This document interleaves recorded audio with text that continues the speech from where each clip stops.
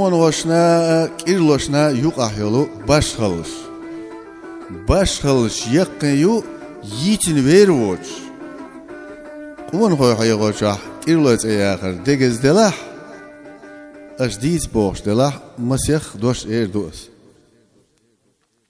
Onha qom serlon nurdu. Kirlo qomasidoy muryolumyu. Ona şiye qom doldeş hanal uvu. Kirlo şiye qoma naq oldeş yamert quvu. Ona din dik naq düt serse düt. Kirlo şe sedender destoy düt. Ona süyem eli bu. Üç iyetse bohka lurbat. Ser doş duysa biçe lamsın çoğdu. Kirloy doş duy biçe lokkurksın destu.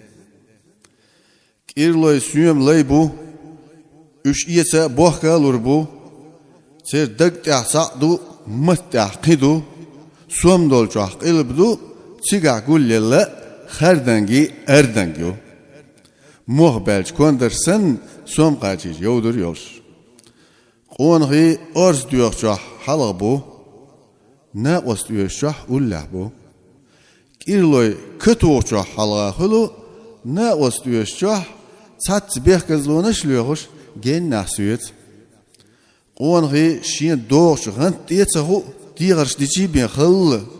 Sonra dalla ne halı şiyen job dal diyezi. Kirloy şiyen çıdoğantı mahloy üyeti öhhazhu sun biyedet halga oltuyorça, tiya oltuyorça şiyen somgıl çan. Dallar doyulvay çuk irloşnğant nisdel serg gil misk nah hiz boytuş bolçu nah dal hottur bolçu bırtıq.